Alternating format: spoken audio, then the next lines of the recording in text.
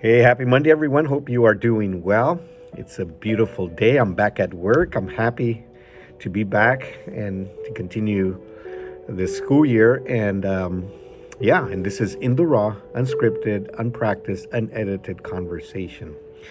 And today is kind of a special day. You may have heard it's all over the news. Today, a solar eclipse is expected, and it's a natural phenomenon that happens every so often. And a lot of people are getting ready to see it. People have traveled to spots where it will be seen at 100%. Here in San Diego, we are going to see it at about 70%, 60 or 70%. And yeah, it's pretty exciting. But what does the Bible say about this, or is there a meaning with a solar eclipse? People ask the question, and I've heard that. And let's talk about what a solar eclipse is. It's basically when the moon passes between the Earth and the sun, and it blocks the sun out for a few minutes. The sunlight that comes to the Earth, so this is an alignment that happens because of the orbits of the Earth, Moon, and the Sun, and they just happen to align.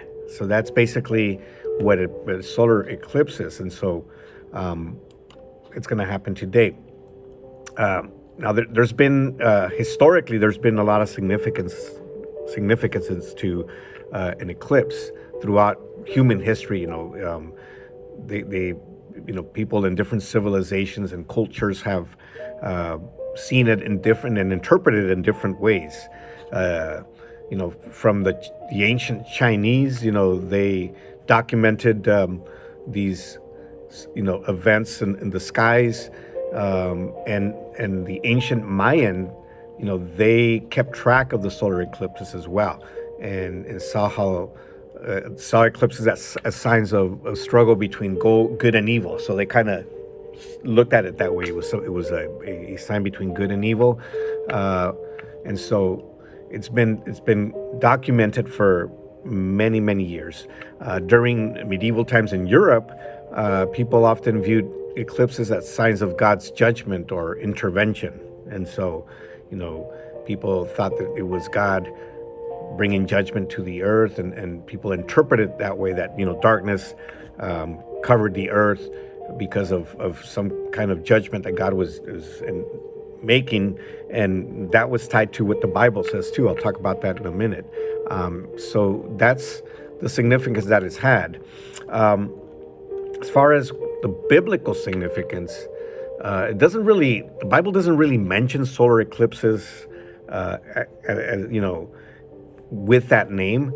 It doesn't specifically mention that, but there are passages in the Bible that speak to the significance of this, like, celestial phenomenon, like solar eclipses, and it presents this as manifestation of God's power and sovereignty over the natural earth, the natural world that He created.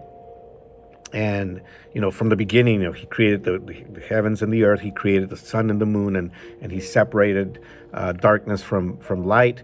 And so that there's reference to that. But then later on in the Bible, it also talks about how the earth becomes dark, and it talks several times in several places about this. The sun goes down, and then the sun is covered, I should say, and the earth goes dark, and it talks a lot about that, specifically for end time. For like when it's the end of the earth. It talks that the sun is going to go dark, and the moon is also going to turn a blood color, a red color, and there's not going to be any light in the earth. Also, another mention in the Bible was when Jesus was crucified. There's an account of a period of darkness that enveloped the earth, the land, that kind of just covered the whole land. And this is when Jesus was on the cross. And it specifically says it happened from noon until 3:00 in the afternoon. This darkness came over the land. And so the Bible does talk about how the earth goes dark, or the earth has gone dark, And many scholars, Bible scholars, believe that it's because of solar eclipses. And there's the spiritual meaning here is that it's basically just God's power. God's power is evidence, and it's just reminds us that it's the power of the Creator. And the psalmist writes in Psalms chapter 8, he says, and this is one of my favorite passages in the Bible. It says, "When I consider your heavens, the work of your fingers, the moon and the stars which you have set in place, what is mankind that you are mindful of them? Human beings that you care for them." So he's talking about, everything, the wonders of the sky. And humans, we have wondered about the sky for centuries. We have wondered about how things work out there in the sky and out in outer space.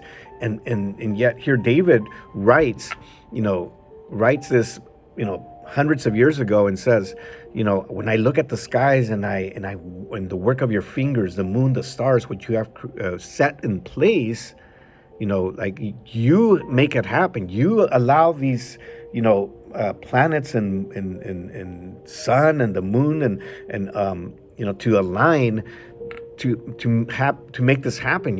And the question that comes into my mind is, what is mankind that you are mindful of them?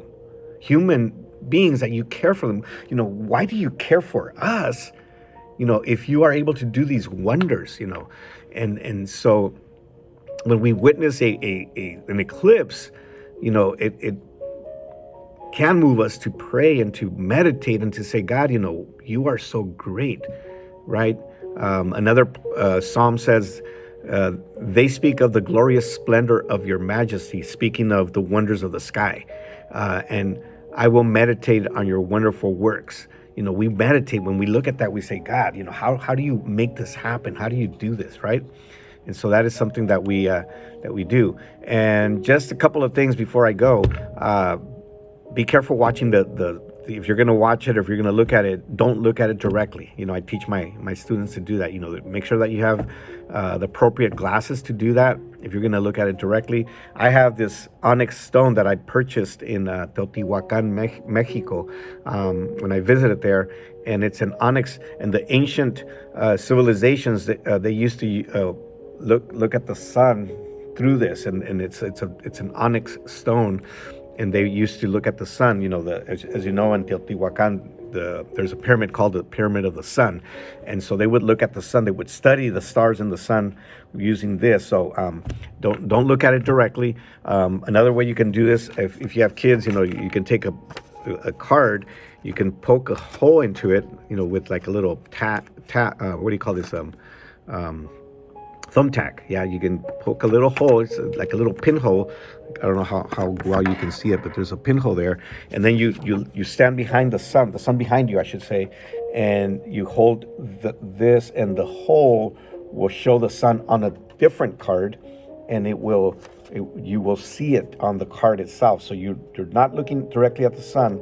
The sun is behind you. It's shining through the little hole, and it's allowing you to see the eclipse right on the card. So that's just a quick, simple way to do this as well. Anyways, hope you have a great day and have fun watching the eclipse if you're going to do that. And we will talk to you soon.